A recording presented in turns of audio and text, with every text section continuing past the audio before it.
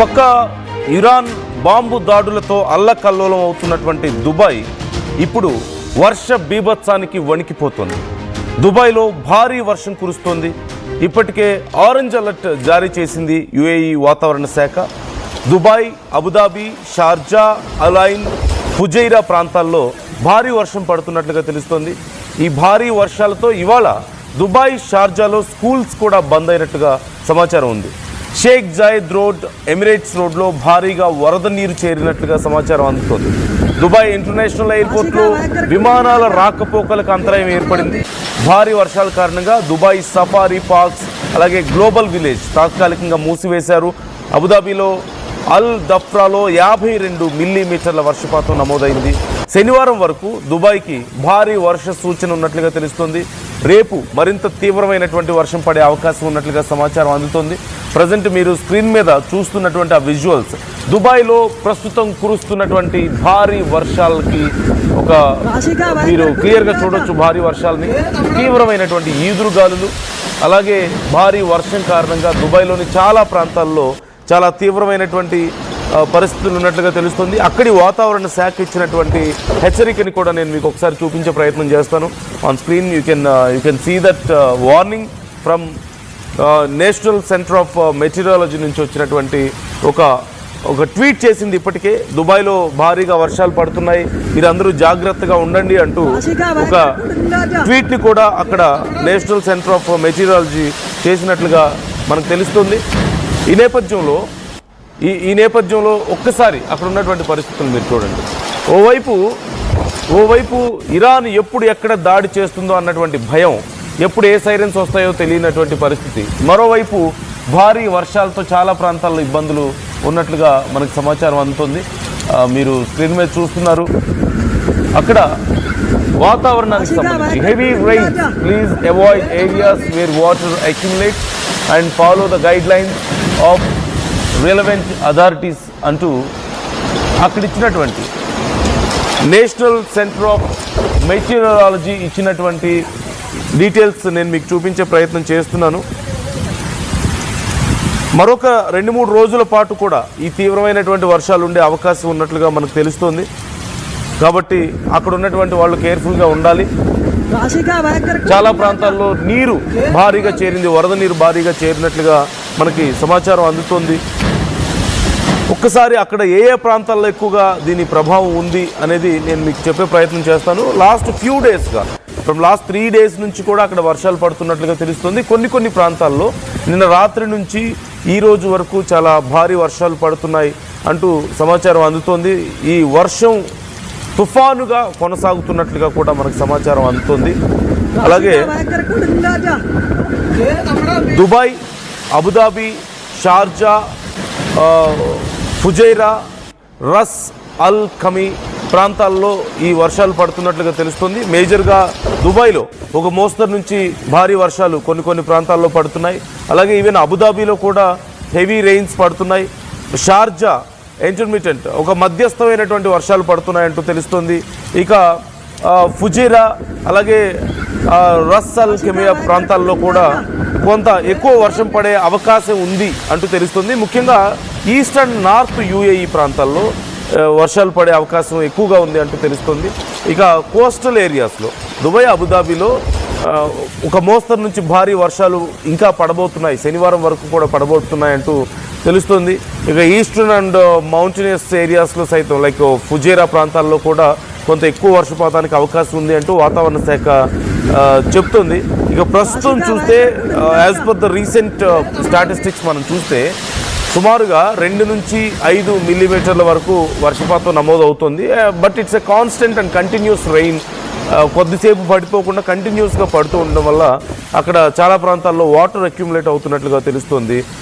అలాగే ఇంకా పూర్తి స్థాయిలో కొన్ని ప్రాంతాల్లో రోడ్ల మీద కూడా వర్షం నిలిచిపోయినట్లుగా మనకు సమాచారం అందుతుంది. అండ్ మొత్తం on an average last few డేస్లో పడినటువంటి రెయిన్ఫాల్ చూస్తే in last 1 month especially and చూస్తే అరౌండ్ 20 to 24 మిల్లీమీటర్స్ రెయిన్ఫాల్ కనిపిస్తుంది. మన భారతదేశంలో పడ్డంత భారీ వర్షాలు కాకపోయినప్పటికీ ఈ కంటిన్యూస్గా పడుతున్నటువంటి వర్షాల వల్ల తీవ్రమైనటువంటి ఇబ్బందులు ఎదుర్కొంటున్నట్లుగా తెలుస్తుంది. కొన్ని ప్రాంతాల్లో ఉరుములు మెరుపులతో కూడినటువంటి వర్షం పడుతుంది. And at the same time చాలా ప్రాంతాల్లో రోడ్లు బ్లాక్ అయిపోయాయి. కాబట్టి చూసుకొని వెళ్ళండి, అధికారులు ఇచ్చే సమాచారాన్ని ఫాలో అవ్వండి అంటూ అక్కడ ఉన్నటువంటి అధికారులు కూడా ఈ డీటెయిల్స్ ఇచ్చే ప్రయత్నం చేస్తున్నారు. ముఖ్యంగా ఫుజైరా లాంటి ప్రాంతాల్లో చాలా ఎక్కువ వర్షపాతం నమోదవుతున్నట్లుగా మనకి సమాచారం అందుతుంది. ఈ నేపథ్యంలో మరొక 3 రోజుల పాటు కూడా ఈ వర్షం ఉండే అవకాశం కనిపిస్తోంది. టిల్ సాటర్డే తీవ్రమైనటువంటి వర్షం ఉండే అవకాశం ఉంది అంటూ మనకి సమాచారం అందుతుంది. సో ఇన్ కేస్ మీకు ఏదైనా సమాచారం ఉన్నా దీనికి సంబంధించి మాతో షేర్ చేసుకునే ప్రయత్నం చేయండి.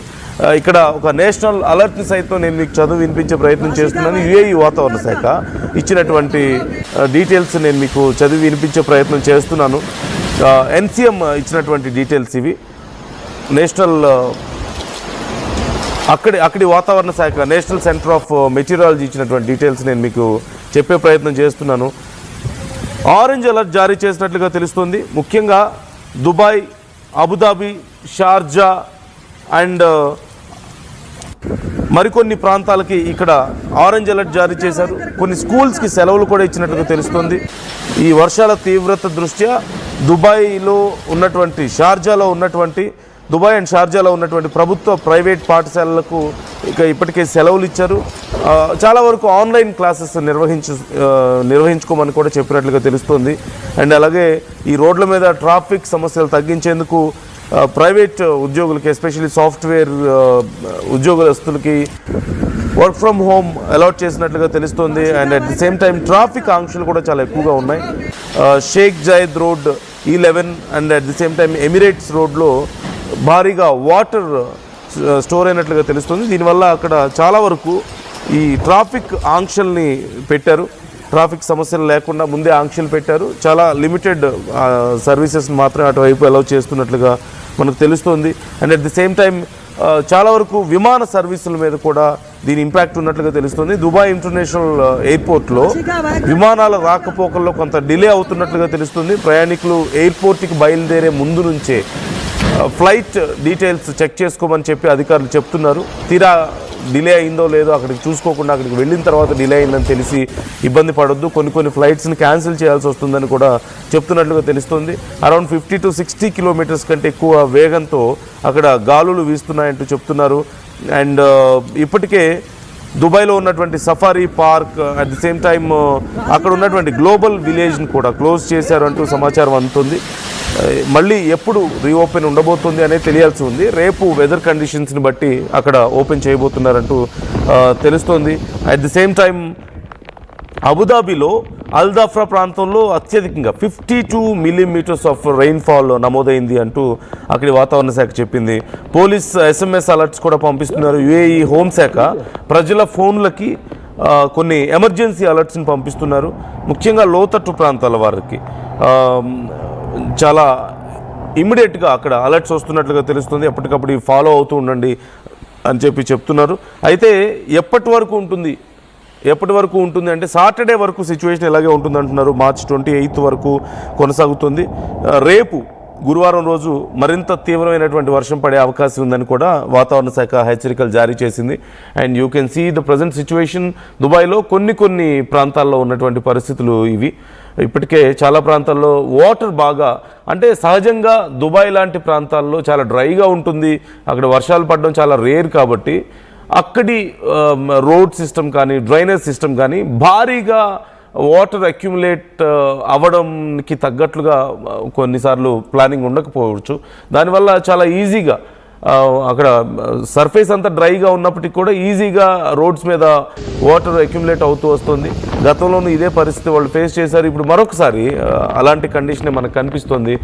బైక్స్ మీరు స్క్రీన్లో చూడొచ్చు, చాలా ప్రాంతాల్లో అలర్ట్స్ సరిగా చూసుకోకుండా, గవర్నమెంట్ ఇచ్చేటువంటి అలర్ట్స్ సరిగా చూసుకోకుండా ఎంటర్ అవ్వడం వల్ల బైక్స్, కార్స్ ఆ వాటర్లో చిక్కుకుపోవడం లాంటి సమస్యలు మీరు ఒకసారి చూడొచ్చు. అక్కడ ఈవెన్ కొన్ని ఎమర్జెన్సీ సర్వీసెస్ని ఆ వాటర్లోనే రన్ చేస్తున్నటువంటి పరిస్థితి కూడా మనకు కనిపిస్తుంది.